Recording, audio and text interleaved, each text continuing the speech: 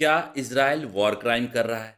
किसी भी देश की बहुत तीखी प्रतिक्रिया आती है जब उसे कहा जाता है कि कोई पार्टिकुलर देश वॉर क्राइम कर रहा है या फिर उस देश के लीडर पर आरोप लगाया जाता है कि वो वॉर क्रिमिनल है। बहुत तीखी प्रतिक्रिया आती है ऐसे इल्ज़ामों पे, चाहे वो इल्ज़ाम रूस और पुतिन पर लग रहे हों या फिर इज़राइल और बेंजामिन नेतन्याहू पर लग रहे हों। इस वीडियो में डिटेल में समझेंगे कि क्या इज़राइल सच में वॉर क्राइम कर रहा है और बेंजामिन नेतन्याहू एक वॉर क्रिमिनल है। सबसे पहले समझते हैं कि ये वॉर क्राइम होता क्या है, वॉर क्राइम का डेफिनेशन क्या है। आपको वॉर क्राइम का डेफिनेशन कुछ इस तरीके का मिलेगा।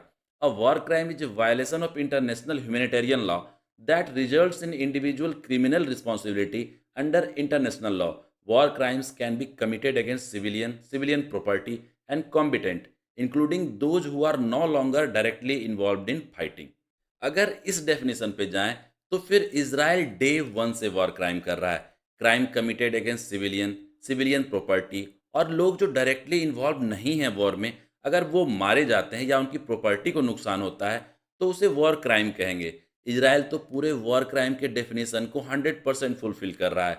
अब समझते हैं कि क्या किसी ऑर्गेनाइजेशन ने या फिर इंटरनेशनल कोर्ट ऑफ जस्टिस ने इजराइल पर लगे वॉर क्राइम के आरोपों को सपोर्ट किया है या नहीं। 7 अक्टूबर 2023 को इजराइल पर हमास के पैराट्रूपर्स ने हमला किया था और 1200 इजरायलियों को मार डाला था। 251 इजरायली नागरिकों को बंधक बनाकर वो ले गए थे।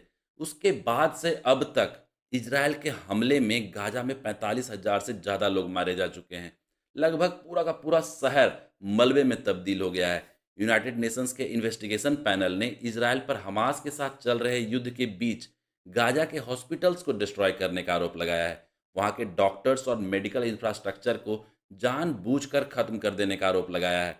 इजराइल की भी मजबूरी है कि वो जिन हमास आतंकवादियों को ढूंढ रहे हैं वो सारे सिविलियंस के बीच में छुप के रहते हैं। हॉस्पिटल्स, स्कूल, सिविलियन बिल्डिंग्स ही उनके छुपने का प्राइम स्पॉट है। सिविलियंस के बिल्डिंग के बीच में 2-3 फ्लोर उनका होता है, या फिर गाजा के नीचे जो टनल्स का नेटवर्क है, उन टनल्स का रास्ता सिविलियन के बिल्डिंग से होकर जाता है। सिविलियंस को हमास के आतंकवादी ह्यूमन शील्ड की तरह इस्तेमाल करते हैं। सिविलियंस बिल्डिंग के बीच से हमास रॉकेट फायर करता है इजराइल की ओर, और वो जानता है कि इजराइल रिटेलिएट करेगा, इसलिए वो सिविलियंस को बिल्डिंग के ऊपर चढ़ा देते हैं, उनके छतों पर। इजराइल सिविलियंस को देखकर अटैक ना कर पाए, इसके लिए वो सिविलियंस को ऊपर चढ़ाते हैं। और कई बार इजराइल ने ऐसे सिचुएशंस में काउंटर अटैक को रोक दिया है।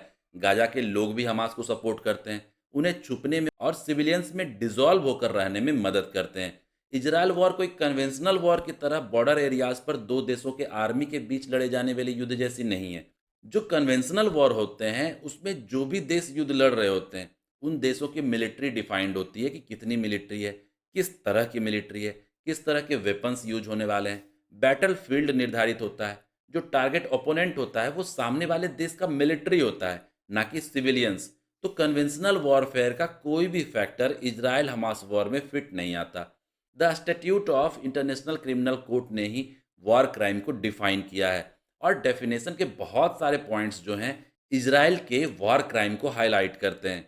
लेकिन फिर भी इजराइल को पूरी तरह से सही या फिर पूरी तरह से गलत नहीं कहा जा सकता। इजराइल के लिए तो डू और डाई वाला सिचुएशन है। पर सबसे पॉजिटिव बात है कि जितने भी वॉर इजराइल ने लड़े हैं, इजराइल ने कभी भी पहले हमला नहीं किया, और अगर इजराइल पर बार बार हमला किया जाता है तो इजराइल को भी जवाब देने का हक है। और जब इजराइल के दुश्मन ये जानते हैं कि इजराइल ईंट का जवाब पत्थर से नहीं, पूरे पहाड़ से देता है, तो इजराइल पर अटैक या फिर आतंकवादी हमला करने के पहले कंसिक्वेंसेस को एक्सेप्ट कर लेना चाहिए। इजराइल के प्राइम मिनिस्टर और डिफेंस मिनिस्टर पर इंटरनेशनल क्रिमिनल कोर्ट और इंटरनेशनल कोर्ट ऑफ जस्टिस में कई कानूनी मामले दर्ज किए गए हैं, जिसमें इजराइल के प्रधानमंत्री बेंजामिन नेतन्याहू पर वार क्राइम के कई सारे आरोप लगे हैं। इजराइल को नीदरलैंड्स के हैग में दो कानूनी कार्रवाई का सामना करना पड़ रहा है। एक मामला इंटरनेशनल क्रिमिनल कोर्ट में है, जिसमें इजरायली प्रधानमंत्री बेंजामिन नेतन्याहू और रक्षा मंत्री योव गैलेंट के खिलाफ अरेस्ट वारंट भी जारी हुआ है। दूसरा, इजराइल पर इंटरनेशनल कोर्ट ऑफ जस्टिस में गाजा में 1948 जेनोसाइड कन्वेंशन के वायोलेशन का भी आरोप लगा है। इंटरनेशनल क्रिमिनल कोर्ट के पास अपनी कोई पुलिस नहीं होती। गिरफ्तार करने के लिए इंटरनेशनल क्रिमिनल कोर्ट के मेंबर कंट्रीज जो हैं, उनकी पुलिस एजेंसीज की मदद लेनी होती है। अमेरिका, भारत, रूस, चीन जैसे देश इंटरनेशनल क्रिमिनल कोर्ट के मेंबर ही नहीं हैं। तो अब इजराइल के प्राइम मिनिस्टर को गिरफ्तार कौन करे? इजराइल खुद भी इंटरनेशनल क्रिमिनल कोर्ट का मेंबर नहीं है। तो ऑब्वियस है कि इजराइल इस मामले में इंटरनेशनल क्रिमिनल कोर्ट के मेंबर कंट्रीज़ की कोई मदद नहीं करने जा रहा। हाँ, अगर नेतन्याहू किसी ऐसे देश की यात्रा करते हैं जो इंटरनेशनल क्रिमिनल कोर्ट का मेंबर है, तो वहाँ उन्हें गिरफ्तार किया जा सकता है।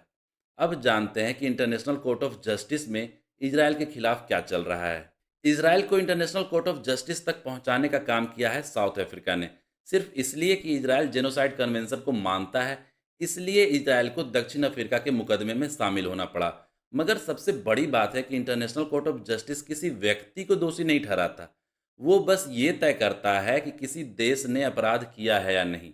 ऐसे में जेनोसाइड के आरोप से जुड़ा जो भी फैसला इंटरनेशनल कोर्ट ऑफ जस्टिस देगी, उसे सिर्फ कोर्ट का ओपिनियन माना जाएगा।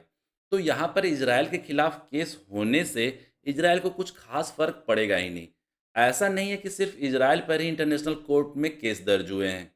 हमास के तीनों सुप्रीम लीडर्स जो अब मारे जा चुके हैं, याहिया सिनवार, मोहम्मद दाइफ और इस्माइल हानिया, इन तीनों पर भी इंटरनेशनल क्रिमिनल कोर्ट ने 7 अक्टूबर के हमलों के दौरान हत्या, बलात्कार, बंधकों को ले जाने सहित कई और वॉर क्राइम्स के लिए अरेस्ट वारंट जारी किया था।